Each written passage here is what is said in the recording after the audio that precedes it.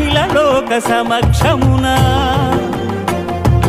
పద్మావతి పతి ఆయను పరంధాముడు